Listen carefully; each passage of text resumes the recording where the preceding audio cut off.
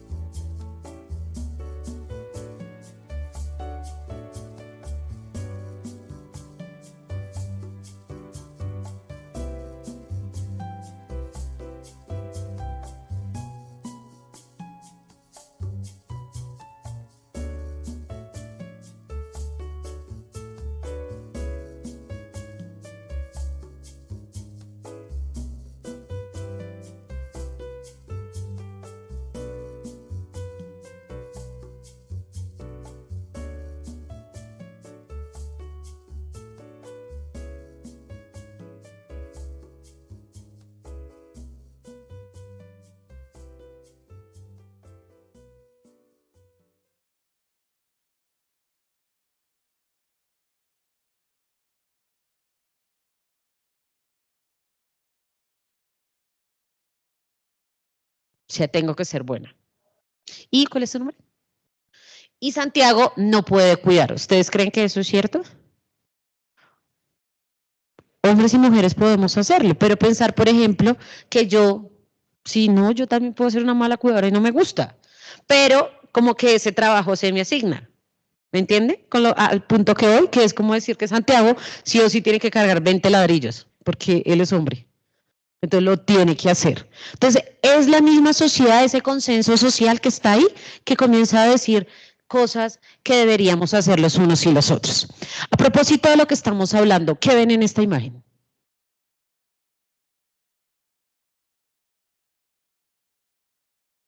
¿Qué vemos? Roles. ¿Qué tipo de roles? ¿Qué ven?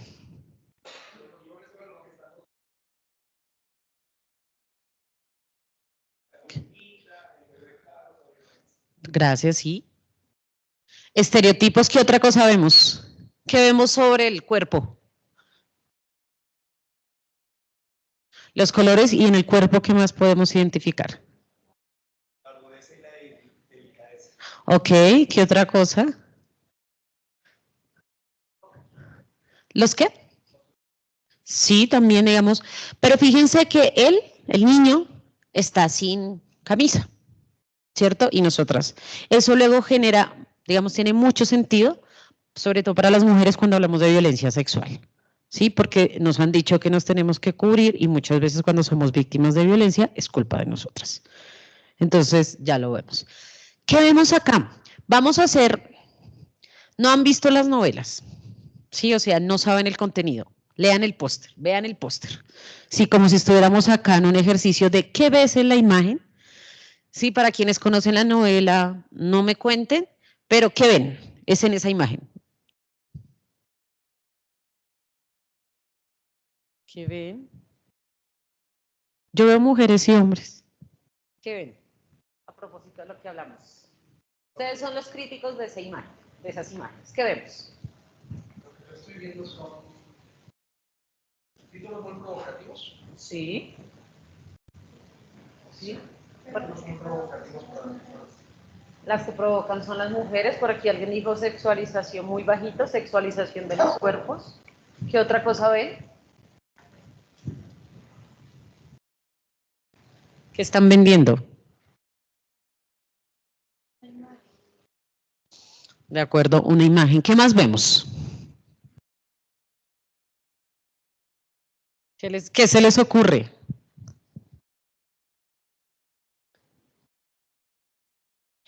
Bueno, ya que están tan tímidos y tímidos, yo veo, dale.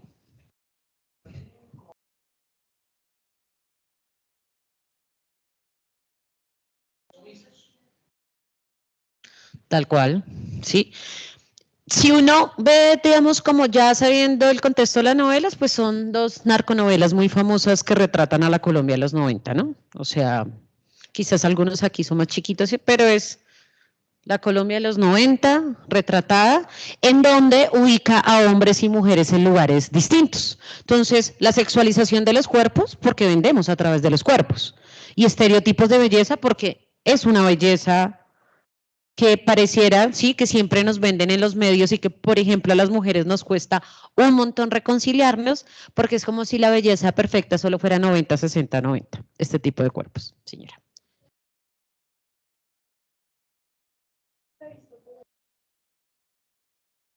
Es que la otra es más vieja. Tal cual. Tal cual. Las sexualizan, sí, las vuelven un objeto de deseo, ¿de acuerdo?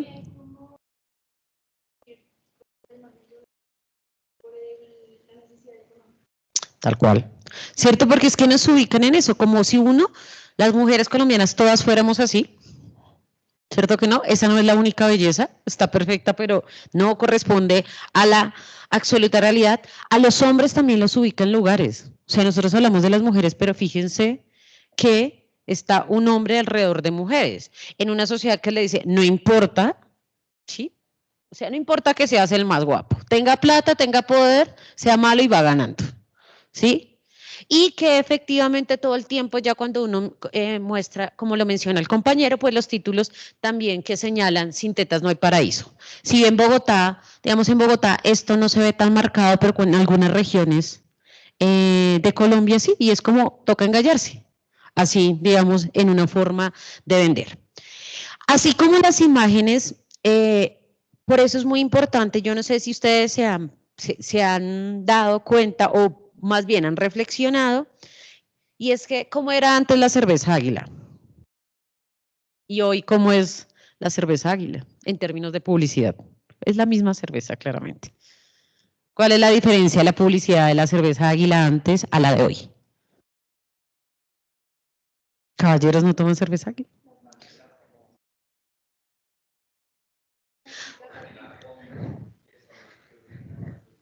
Antes eran las chicas águilas, ¿cierto? Entonces las chicas súper guapas y demás, y todos sabemos que tomar cerveza no nos va a dejar así de guau, y que, o sea, pero por ejemplo, pero sí había, fíjense, todo un tema muy asociado al alcohol y al sexo. Hoy la cerveza águila, después de muchos debates que no sé si a veces todos y todas las alcanzamos a ver, hoy saca la selección de fútbol femenina. ¿Y por qué? Porque incluso en el Código Penal colombiano hay un delito que está muy asociado y es cómo, ¿cierto? Hacemos esa mezcla tan peligrosa que es entre el alcohol y el sexo, si se quiere. Porque, sí, yo no lo traje acá, no está, pero pues ustedes saben y el año pasado recuerdo que pasó mucho, incluso le sucedió a hombres, cuando yo le doy trago a alguien en borracho y para tener relaciones sexuales, pues no estoy teniendo relaciones, estoy violando. ¿Sí? Eso está diciendo el Código Penal y el delito se llama acceso carnal abusivo en persona impedida. Entonces lo que decíamos es cómo sexualizamos, pero sobre todo cómo se vende a través de cuerpos. Lo que pasaba, yo no sé si ustedes recuerdan, me acuerdo mucho del caso de un hombre que va, creo que está en la 1 de mayo, por robarlo le dan escopolamina y demás, ¿sí? Y él muere al final. De eso pasaron varias cosas, justamente es como el mismo detalle. Pero como las imágenes también sitúan momentos de violencia y demás, el lenguaje también es muy importante.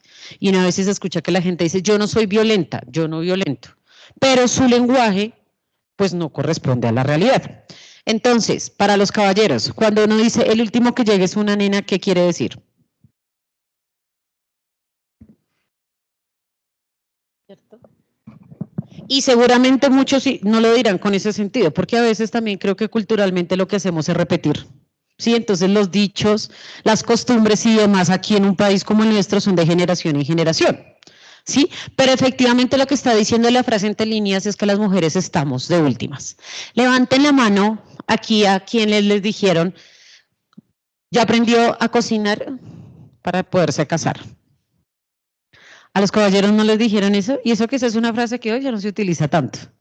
Pero, por ejemplo, pensarse eso, que uno debería aprender a cocinar para poderse casar. Todos y todas deberíamos aprender a cocinar para ser seres humanos.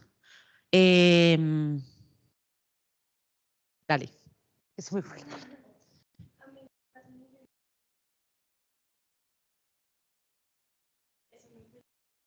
Ok, sí, claro. ¿Tú estudias gastronomía? Ok, sí, efectivamente. Entonces es cómo somos funcionales y no estudiamos algo o no hacemos algo solamente. Pues hay dos cosas, o yo sé cocinar o pago o alguien lo hace, ¿sí? Pero hay cosas que parecían, yo recuerdo un dicho que era como los hombres en la cocina huelen a de gallina. Eso era una de las cosas que decían las abuelas, pues decía caca, a caca de gallina, porque nos ubicaban en lugares, seguramente no había, pero fíjense que eso pues tiene sentido ya cuando somos adultos y comenzamos a hablar de violencia. Las que chillan son las nenas, y eso es una frase que nosotras las mujeres les hemos dicho a los hombres desde pequeño, ¿cierto? Y al final del día es castrarles de verdad la posibilidad de sentir. Entonces, no lloran porque es que un hombre no llora. Llorar es biológico. Hombres y mujeres lloramos. Pero es una sociedad que también todo el tiempo está diciendo como tienes que ser fuerte, tú puedes ser resiliente. Si no importa, mañana será mejor. Y sí, pero a veces sentir, y por ejemplo, una cifra que es muy lamentable es que hoy se suicidan más los hombres que las mujeres. Esa es la cifra oficial. ¿Y por qué es eso? Porque a los hombres históricamente no se les ha permitido sentir y hablar de eso. Nosotras, digamos que si nos hablamos con la amiga, quizá lo podemos expresar, pero los hombres eso no se lo han permitido, ¿sí? Porque culturalmente está como mal. Y las dos últimas que son tómese un trago para que aprenda a ser macho desde pequeño y cuántas mujeres tienes, ¿sí? Y es que efectivamente y socialmente los hombres pueden tener más mujeres, pueden ocupar el espacio público y si bien no es que se les mire, pero no hay una crítica tan fuerte como cuando lo hacemos nosotras. Aquí el debate no es si tiene 20 mujeres y toma, digamos, yo no quiero abrir un debate moral, sino es cómo los escenarios no pueden ser ocupados de la misma manera. Eso y por estas situaciones que son tan cotidianas del día a día, de cómo se distribuyen las labores en la casa, de cómo hacemos, es que hablamos de violencias. Y aquí es muy importante que ustedes conozcan que en Colombia hay una norma que se llama la Ley 1257 del 2008 y es la primera norma en Colombia que habla de violencia específica contra las mujeres. O sea, deja de ponerlo en el escenario de la violencia intrafamiliar, sino que efectivamente dice que la violencia es cualquier acción o omisión que le cause muerte, daño o sufrimiento, ¿sí? Y ahí lo tipifica y dice que se da en el espacio público y privado.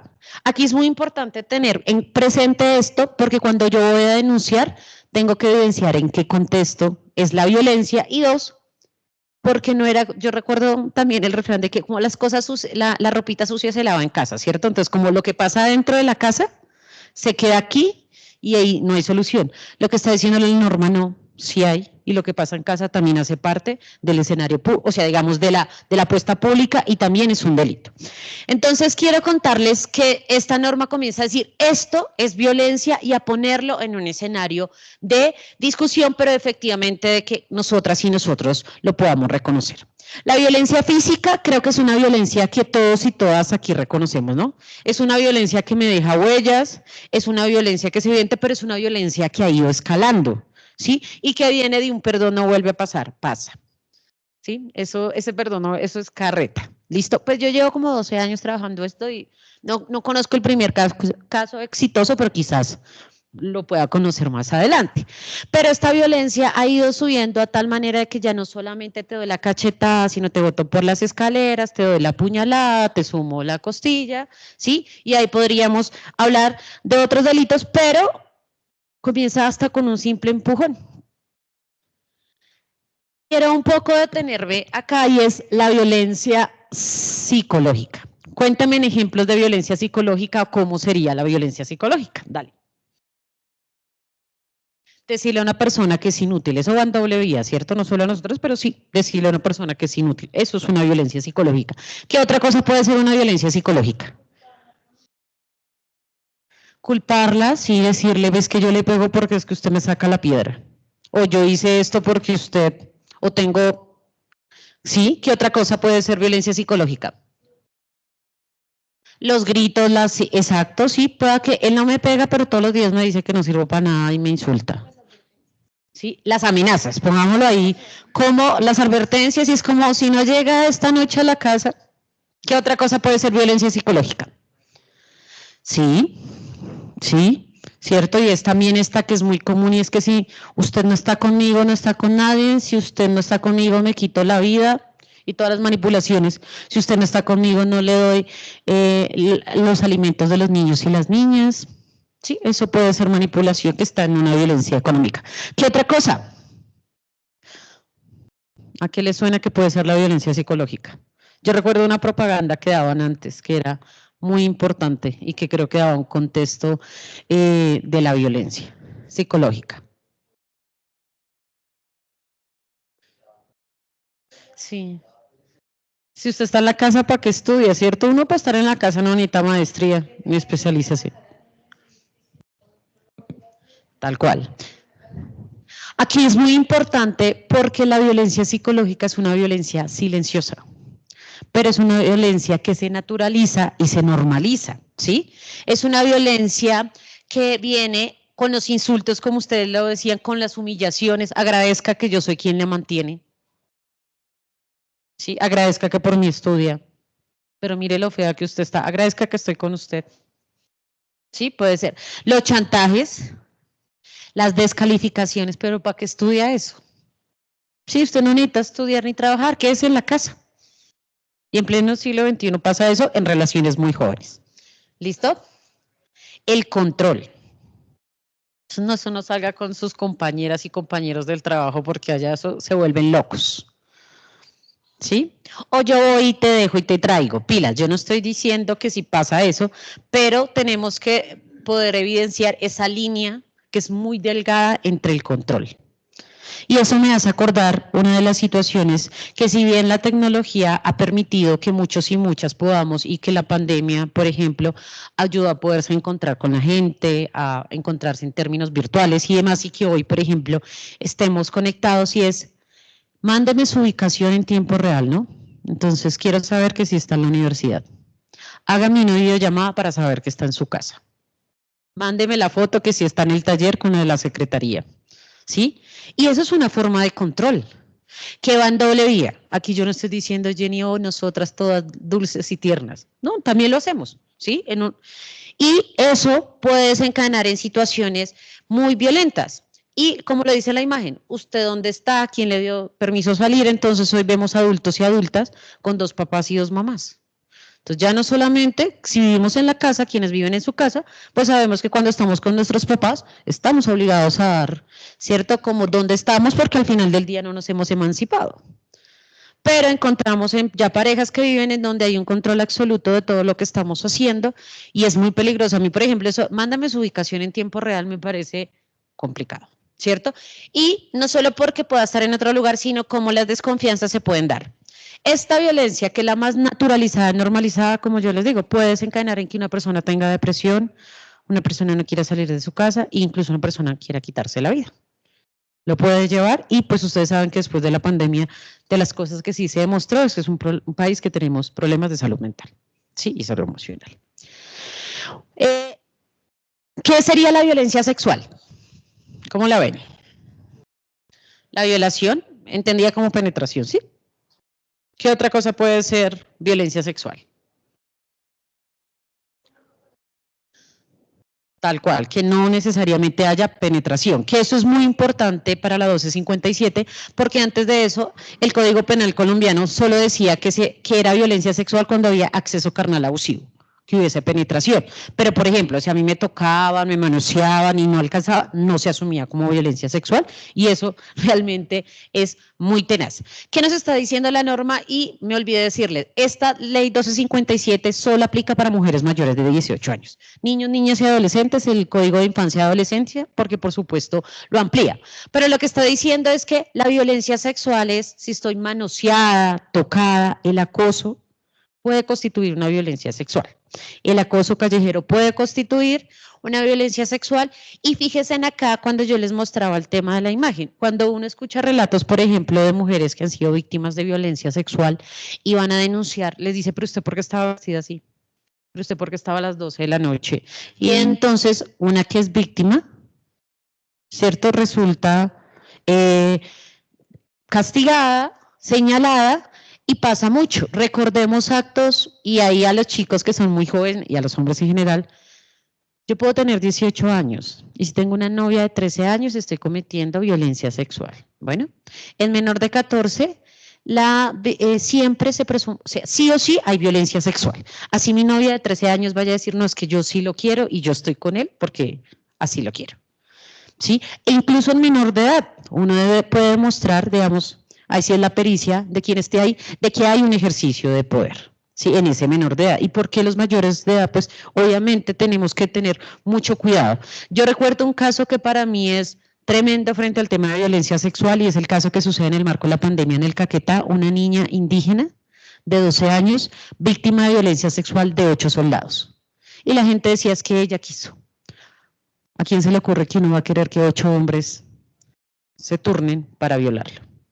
E incluso, si ella hubiese querido, la norma está diciendo que en menor de 14 hay violencia sexual. Ese caso fue muy sonado porque, como siempre, salen muchos defensores y personas a hablar al respecto. Hoy 7 de ellos están condenados con una pena más alta y otro, si bien no la abusa, pero ve el acto y no hace nada. Ahí también hay responsabilidad.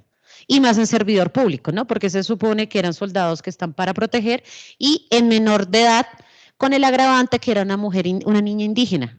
Y los indígenas son sujetos de protección de acuerdo a nuestra constitución política. Pero yo solamente quiero relatarles eso para decirles, todo el tiempo estamos justificando las violencias, ¿sí? Y todo el tiempo estamos diciendo, pero ella estaba ahí, pero ella quería y de verdad eso no tiene sentido.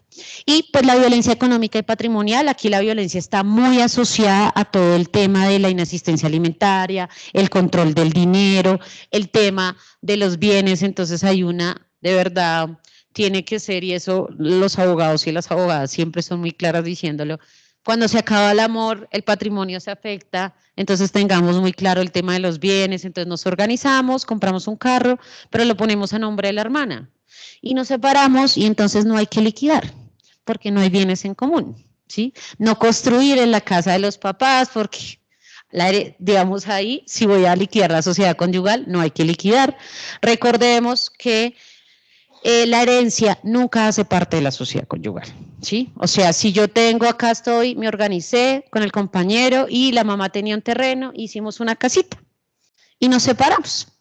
Pues bien, y perdiste, porque ese terreno, él puede mostrar, o igual, si está a nombre de la mamá o si no, que es una herencia, y la herencia no hace parte de la sociedad conyugal. Uno puede pelear, digamos, ahí el tema de que lo ayude a construir y demás, como los materiales, pero eso es una de las cosas que siempre estamos hablando ahí, entonces, importante que lo tengamos. Por situaciones como esta, hoy en Colombia hay 2 normas que pueden ser la mayor expresión de violencia contra las mujeres, ¿sí? Y para quienes, digamos, no son cercanos, está la ley 1761, la ley de feminicidios, que es más conocida, o la ley Rosa Elvira Celis. Esto pasa en la localidad de Chapinero, muy cerca. El 24 de mayo del 2012, Rosa Elvira Celis es víctima de violencia sexual y empalamiento, ¿sí? Y hubo sevicia, y hubo brutalidad por parte, digamos, de este sujeto que ya tenía antecedentes penales y la deja botada allí. Hubo también barreras institucionales, Rosa Elvira Celis estaba cerca al San Ignacio, después de como 3 horas la encuentran y la llevan hasta el Santa Clara, entonces, digamos, frente al tema de salud, ella muere el 28 de mayo, o sea, 4 días después de que la encuentran. Esto abre un debate de verdad serio en Colombia y en Bogotá, y es quienes decíamos que nada puede justificar la violencia contra las mujeres, algunas personas decían, porque estaba allá, entonces yo quiero que comencemos a reflexionar cada vez que hay una víctima, pero ¿qué hacía allá? Que me hace pensar mucho en la chica, la DJ, que tuvo el año pasado, pero es que lo quería robar.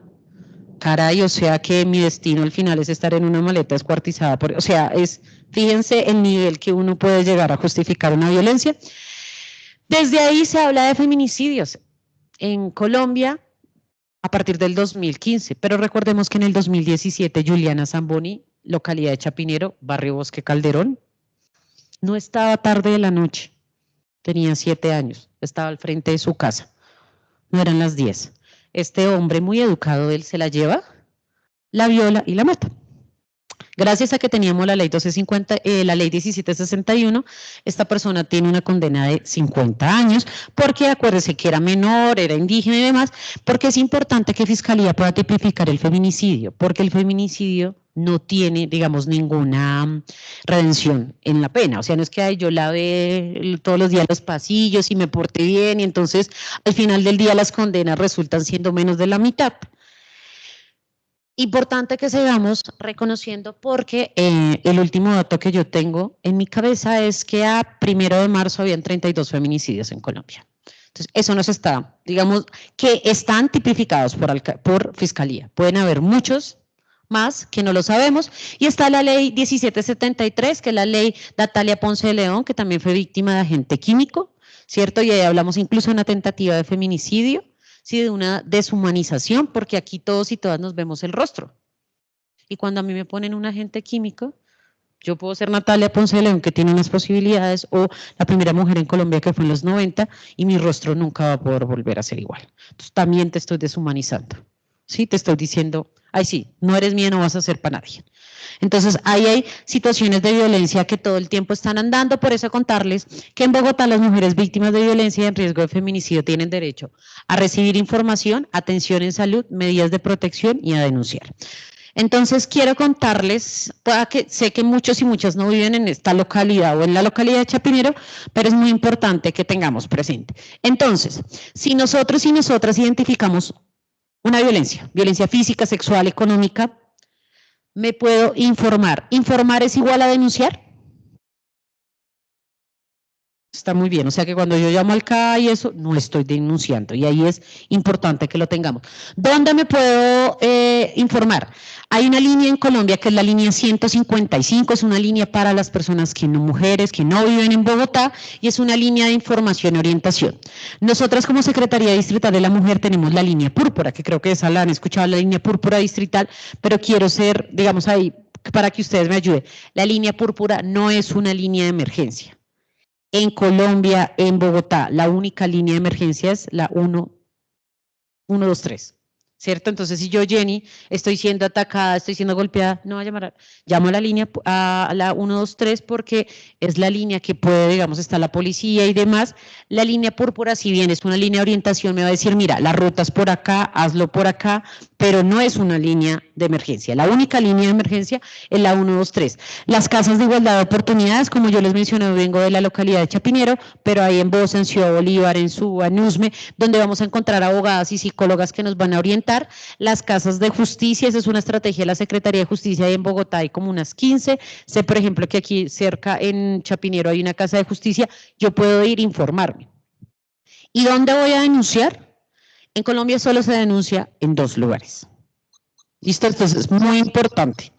Cuando la violencia sea al interior de la casa, ¿qué quiere decir? Por mi mamá, mi papá, mi esposo o mi esposa porque soy casada. Cuando decimos tenemos una unión libre, eso es una unión marital, de hecho, en términos legales. Entonces, cuando mi compañero o compañera, mi hermano, mi abuelo, yo tengo un hijo, pero ya no vivo con esta persona. Pero ahí va a haber una unión para siempre. Entonces, ¿de dónde debo denunciar? Ante comisaría de familia. Y la comisaría de familia de la localidad en la que yo vivo. Yo, Jenny, vivo en Suba, trabajo en Chapinero, debo denunciar en Suba.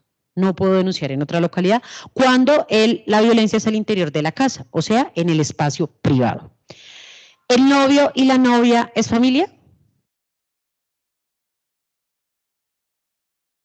No. Hay personas que llevan 10 años viviendo con el novio. No, están con su compañero permanente.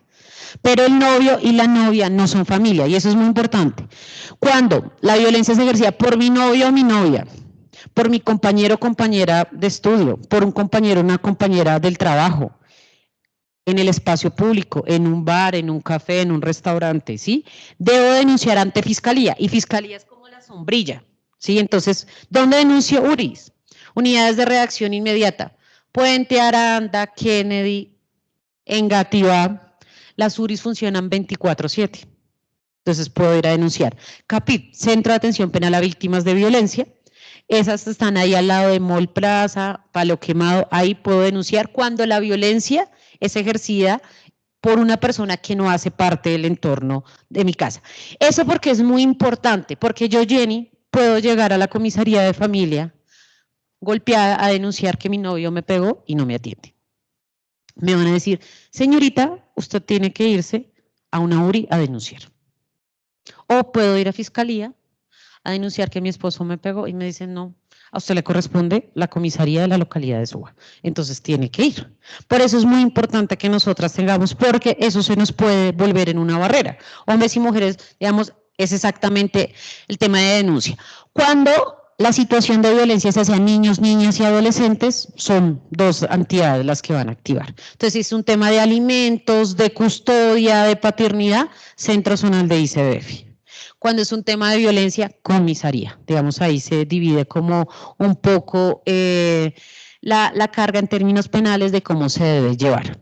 Y muy importante que ustedes tengan presente, y es que la violencia sexual tiene 2 rutas de atención. Entonces, ¿qué nos está diciendo la norma? Si yo, Jenny, soy víctima de violencia sexual, deberíamos, pero eso no sucede, fui víctima de violencia sexual, automáticamente irme para un hospital, ¿cierto? Igual, y no bañarme, dejarme la ropa que tenía, porque en mi cuerpo hay un material probatorio de la situación, pero eso normalmente no lo hacemos. ¿Cierto? Nos vamos y días después es que decidimos denunciar. ¿Dónde podemos denunciar? Sí o sí siempre deberíamos irnos para un hospital, entramos a urgencias, pasamos por el triage y en el triage decimos que somos víctimas de violencia sexual. Allí se activa un protocolo o un código que se llama el código blanco y salud comienza a activar la ruta, que efectivamente es pues todo el tema de atención en salud física y psicológica, todo el tema de pruebas para determinar que no tengamos una enfermedad de transmisión sexual y posterior a ello, pues no un embarazo no deseado, ¿sí? Deben activar con fiscalía y si yo no he hecho eso, Jenny, ¿cierto? Yo fui víctima de violencia sexual y a la semana, al mes o a los 20 días decido más bien hacerlo, debo ir al CAIVAS, que es el Centro de Atención Penal a Víctimas de Violencia Sexual. Importante. La violencia sexual es el único delito que no prescribe. Yo, Jenny, por ejemplo, si soy víctima de violencia física, si el morado del viernes es el mismo morado del lunes en la mañana, en términos de golpe, ¿no? ¿Cierto? Y todos necesitamos un material probatorio. ¿Qué me está diciendo la norma? Que yo debería denunciar una violencia física o psicológica 30 días antes de los hechos. Que lo que a veces hacemos es denunciamos y decimos, no, pero es que desde 1800 venía esto y yo hasta hoy decido. Ese 1800 hacia atrás no lo vamos a tener en cuenta, a menos de que tengamos pruebas, pero la violencia sexual es el único delito que nos prescribe. Yo tengo hasta 20 años para denunciar una violencia sexual porque se ha entendido que no es fácil denunciar una violencia sexual. Sí que hay un proceso y sobre todo, ustedes saben, creo que para nadie es desconocido, que el 70% de los casos de violencia sexual se dan al interior de la familia. ¿Sí? No, por supuesto hay violencia sexual en el espacio público, en los parques, el Parque Nacional está detectado como un lugar inseguro a cierta hora, ¿cierto? Salidas de las discotecas, en las fiestas lamentablemente, pero casi que todos los casos, incluso cuando hablamos de niños, niñas y adolescentes, es en el entorno de su familia. ¿Sí? Cuando digo la familia, algún integrante, el conocido, el esposo de la tía, bueno, alguna situación o incluso un caso que nos llega ayer, el papá. Entonces, ahí comenzamos a hablar de que efectivamente podemos activar. Recordemos que producto de las denuncias a nosotras y a nosotros, porque también se les dan a los hombres, nos dan medidas de protección. Pero yo no me puedo llevar la medida de protección para mi casa, la dejo allá con todos los libros. Y entonces digo, no, me sigue agrediendo y no pasa nada. Y yo ya denuncié y no pasa nada. Tenemos que activar las medidas de protección. Y activar la medida de protección es que yo lo hago al CAI, a la estación de policía de mi localidad, y digo, mire, tengo una medida de protección, pero esta persona se acerca y me sigue violentando. Yo debo llamar al CAI, ellos se acercan, si la persona está en grado de excitación lo pueden retirar y se lo pueden llevar. Y si yo no he hecho una denuncia, pues 24 horas después no pasa nada. Yo debo de ir, si comisaría o fiscalía, a través de cualquiera de sus oficinas, me dio esa medida de protección, hacer un incumplimiento a la medida de protección. Los incumplimientos son la única forma de ver que efectivamente ese proceso no se está llevando a cabo. Los incumplimientos se hacen con sanciones económicas y demás, hasta con cárcel. Bueno, usted lleva 3 incumplimientos y no ha logrado entender que no se puede acercar al señor o a la señora, pues puedes estar unos días visitando uno de estos lugares para ver si desde ahí, digamos, se puede hacer. Hay sanciones económicas que ya la norma lo determina en salarios, pero eso es para la fiscal, o sea, digamos, no es para la víctima, porque a veces piensan que la plata no. Si yo, Jenny, cumplo una medida de protección que es alejarme del compañero, que no puedo estar a tantos metros, y ya me lo tasan en salarios. Una multa de 30 salarios mínimos legales vigentes, etc. Sí, digamos, está dependiendo de cómo lo hubiesen puesto. Señora.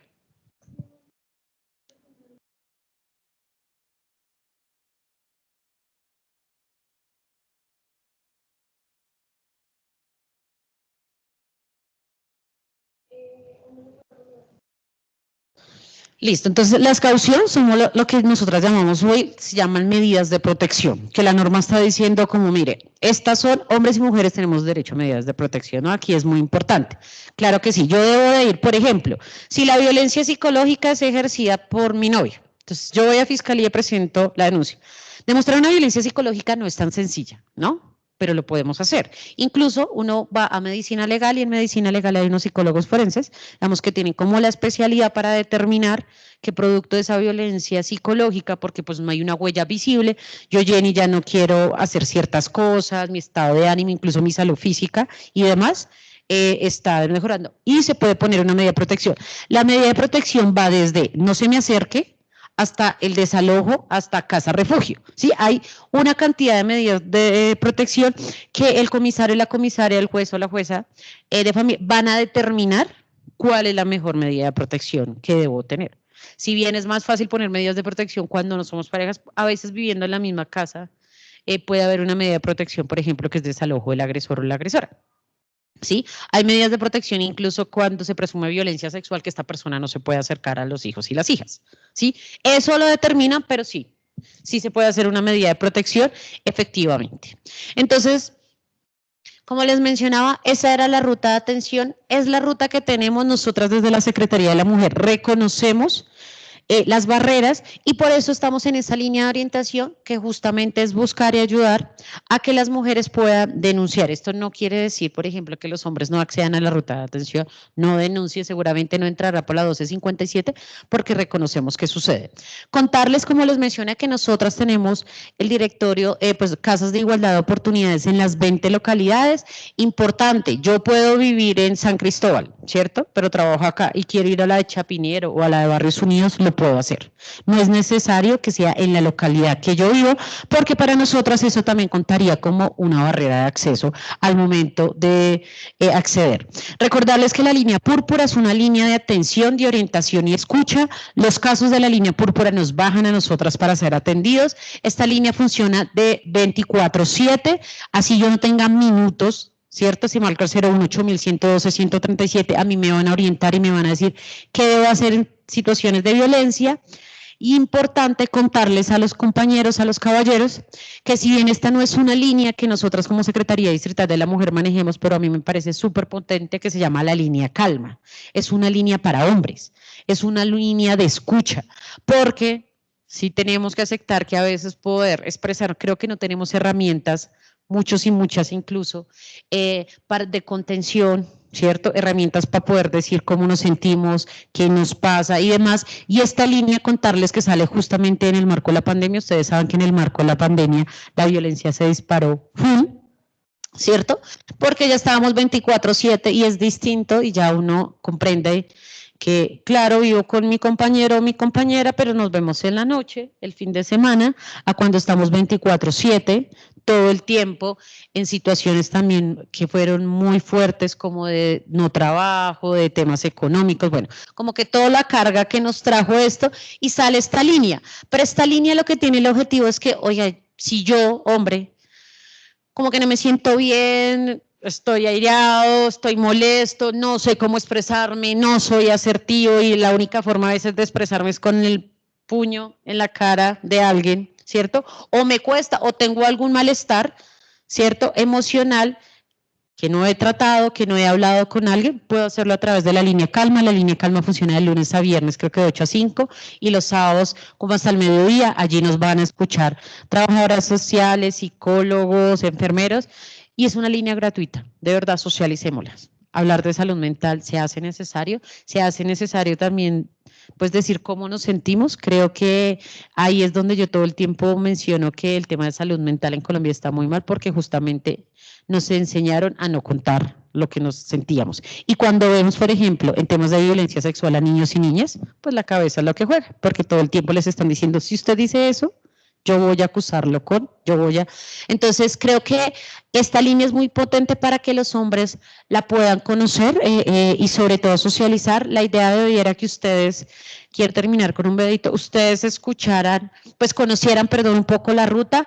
Seguramente muchos y muchas de ustedes no son víctimas de violencia, pero sí podemos conocer una persona que esté pasando por ello. Creo que es... No estoy segura. Entonces quiero... Ay, no. Ay, creo que no lo traje. No lo traje. No. Les quedo debiendo el video porque pensé que lo había traído, pero... Es que yo no sé qué pasa. No. Quería finalizar con un video, pero... No lo pegué a esta memoria. Y quiero solo finalizar uno, pues no sé si tienen preguntas, agradeciéndole, pero sobre todo invitándoles a que sean multiplicadores y multiplicadoras de la información. Quizás conozcamos una amiga, una mujer, a alguien que necesite, que esté pasando por una situación y necesita alguno de estos servicios, contarles que los servicios de la Secretaría de la Mujer son completamente gratuitos y el único requisito para la orientación jurídica y psicológica es ser una mujer mayor de 18 años. Nosotras no tenemos menores de edad, la competencia es de ICBF y salud, porque la norma también nos va diciendo como quién hace qué y cómo lo hace. Señor.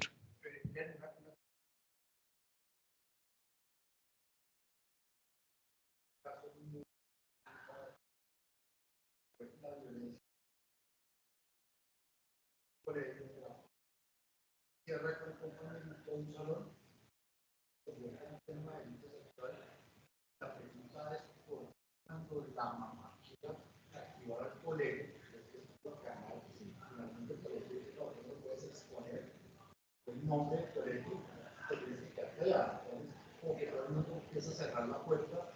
¿Cuál es el caso? Porque pues, últimamente se ve mucho tema en los colegios. Se está elevando bastante el tema de esta violencia de género. ¿Cuál sería como el camino, como la ruta pues, a tomar en estos casos?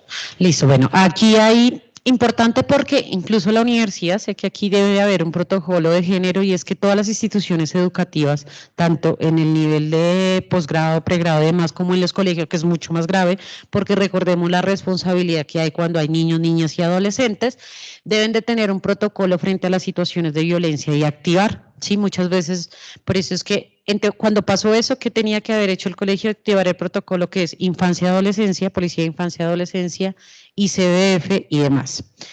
Y no excusarse en situaciones, porque eso lo vemos todo el tiempo, o sea, la mamá tiene el derecho, digamos, de poder poner eso incluso en el escenario público, porque lamentablemente muchos hemos comprendido que cuando la violencia se lleva a la discusión pública o al debate, lo que hace es que no haya impunidad o no haya omisión por parte de las autoridades. Claramente el Código Penal colombiano dice que hay presunción de inocencia y que yo, por ejemplo, voy a poner un ejemplo, entonces yo denuncio aquí que hubo violencia hacia mí y él me puede contradenunciar y me puede decir no, me lo tiene que demostrar, porque eso sí lo que está diciendo la norma, ¿sí? Y ahí nos vamos a todo el debate, a todo, digamos, el escenario que sería jurídico. ¿Qué es lo importante? Por ejemplo, la señora tiene que seguir todo el proceso y así el colegio no denuncia, ella puede ir a denunciar, o sea, el colegio activa, ¿cierto? Yo como mamá debo de ir también, en este caso, hubiese sido Caiba si hubo un tema de violencia sexual. ¿Qué pasa? Cuando los dos agresores son menores de edad, ahí también hay un tema y es que recordemos que son los papás quienes respondemos de los niños, niñas y adolescentes, ¿sí? Entonces, no sé, digamos, si, yo no conozco el caso, pero no sé si hubo ICBF las llevó en protección.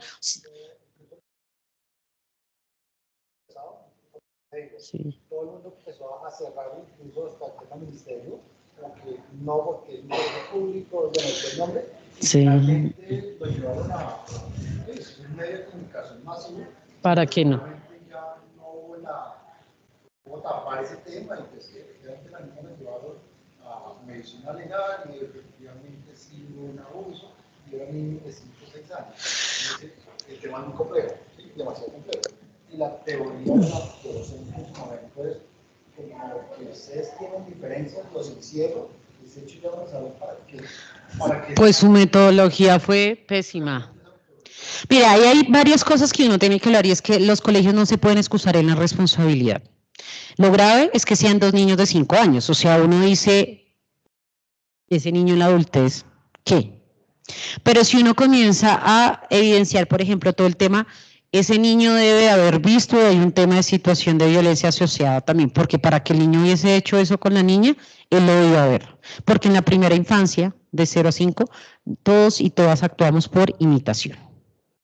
¿Sí? Si yo, Jenny, juego al papá, a la mamá o juego a la muñequita y demás, es porque es la representación de mi casa. ¿Sí? Eso no es determinante, pero muchas veces lo que vemos que puede suceder así. Entonces, ahí es, oiga, si ya a los 5 años está pasando eso, ¿qué estamos haciendo como sociedad, como papás y mamás y como colegio? Por supuesto que hay una responsabilidad de la docente, de la maestra, porque cómo se le ocurre encerrarlos y demás. Claro, hay pedagogías, hay formas de confrontación, digamos, de estos temas con niños y las niñas, pero pues ahí el proceso puede ser largo. Yo quiero contarles incluso que lo que hacemos con las mujeres cuando evidenciamos que hay barreras de acceso, pedir acompañamiento al Ministerio Público.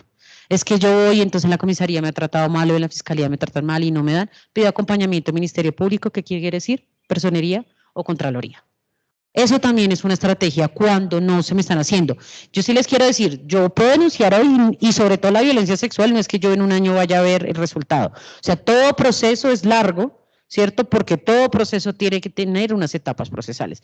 Pero cuando es un tema de niños y niños sí resulta de verdad es muy difícil porque todos somos responsables, ¿sí? ¿Qué es lo que pasa?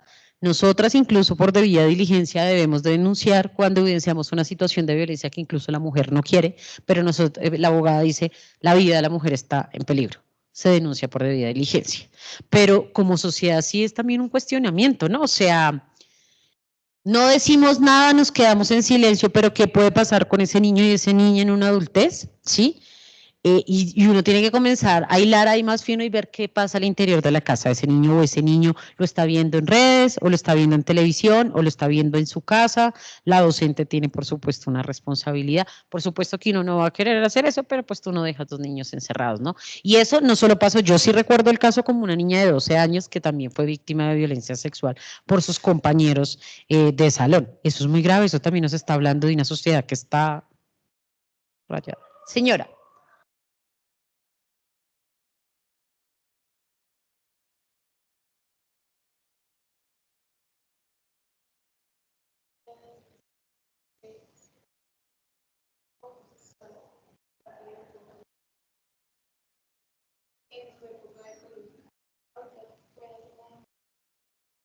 ¿Y cuántos años tienen hoy?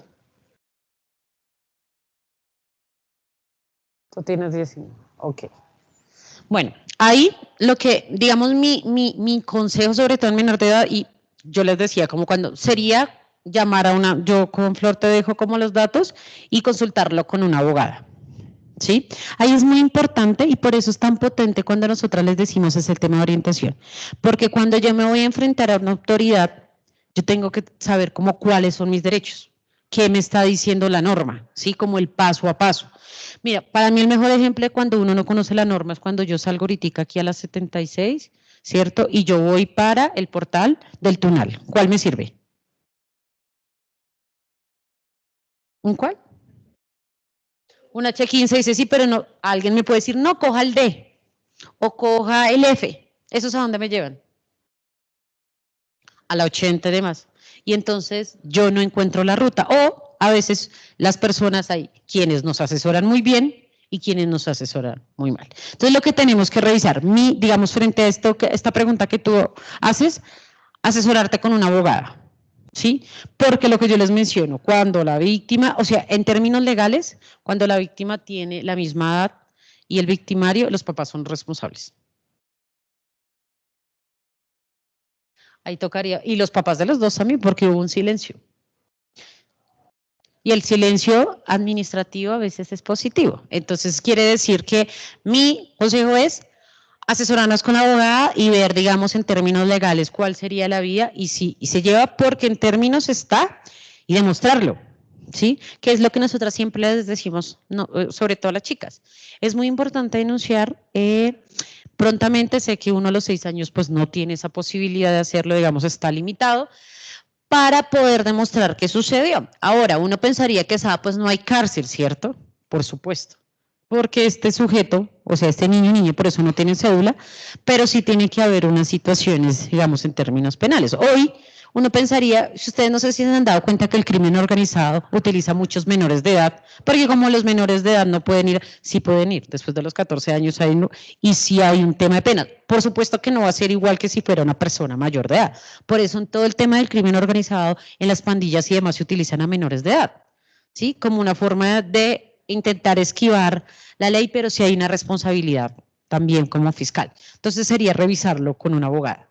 Sí, yo no soy abogada de formación, tengo algo de eso, pero ya cuando son las cosas tan puntuales, sí es mejor que una abogada, lo que yo les mencioné, lo único que debemos hacer es llamar, todos los servicios son gratuitos, nosotros funcionamos de lunes a viernes. ¿Listo?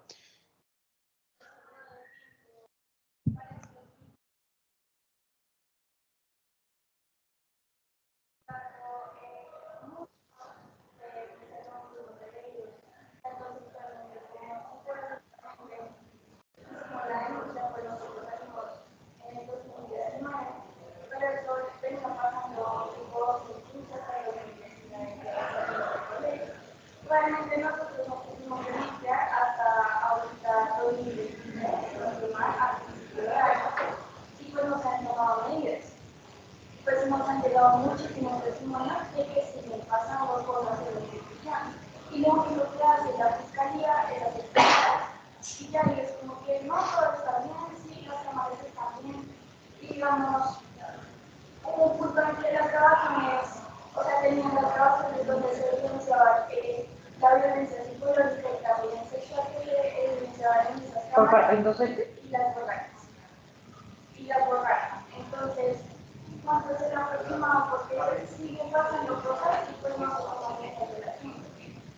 Pues en teoría la violencia sexual se supone que yo tengo hasta 20 años para denunciar. La violencia sexual. Digamos, la violencia psicológica sí puede cambiar. Cuando son procesos, yo no sé si ustedes recuerdan incluso el caso de Sergio Rego, el chico que eso fue, conocía a su mamá en un proceso y, o sea, eso como a los 10 años va saliendo luego, porque efectivamente, digamos, y es muy grave, ¿sí? Yo lo siento y es como en un escenario educativo en donde supone que tú llevas a tus hijos, a tus hijas, a que se eduquen, a que se formen y no reciban agresiones y nos encontramos con eso. Yo no sé si ustedes, por ejemplo, ya han solicitado acompañamiento de personería en ese caso. Porque puede ser un colegio privado o un colegio público, pero hay inocentes de control. Y a veces eso funciona así, ¿sí? Y también, o sea, siempre necesitamos pruebas para demostrar. Siempre necesitamos pruebas para demostrar y comenzar a mirar otras acciones colectivas como el Scratch y ya hicieron denuncia, o sea, como que mirar qué es estrategia. Pero si el proceso, que es una cosa que nosotras les decimos, yo denuncié hace 2 años, 3 años y nunca volví porque no me llamaron. Yo tengo que ir y golpear la puerta las veces que sea necesario, porque como mi proceso pueden haber 10.000, eso no es una justificación, pero justamente para darle movimiento. Entonces, no sé cómo va, si es una denuncia colectiva, si solo una persona ha denunciado o han sido varios testimonios y que piden acompañamiento al Ministerio Público para ver cómo está el caso.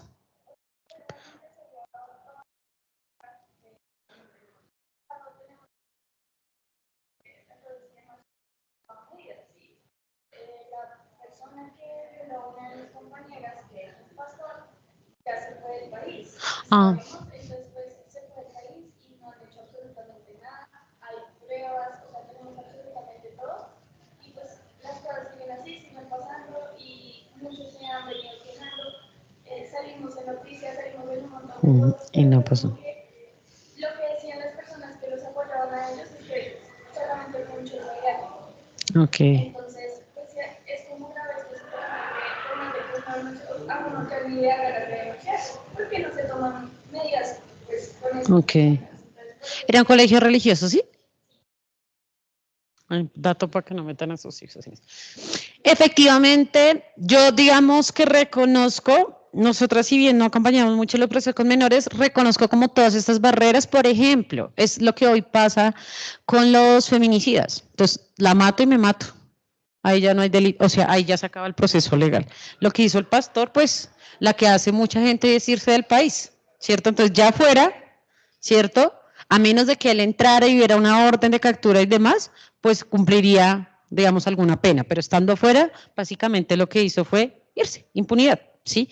Entonces, mi consejo es, yo no sé, digamos, si desde la entidad es, miren qué tan bueno es el abogado de ustedes que tienen, pregúntenle si es necesario que pidan acompañamiento de la personería o de la Contraloría para que revise. Lo otro es que el ministerio, si bien es un colegio privado, pero el Ministerio de Educación regula o la Secretaría regula los colegios por más que sean privados, ¿sí? Y por ejemplo también debería, lo que uno hace y lo que siempre hemos dicho hasta que una persona, digamos, se pueda defender en libertad, apartar al docente.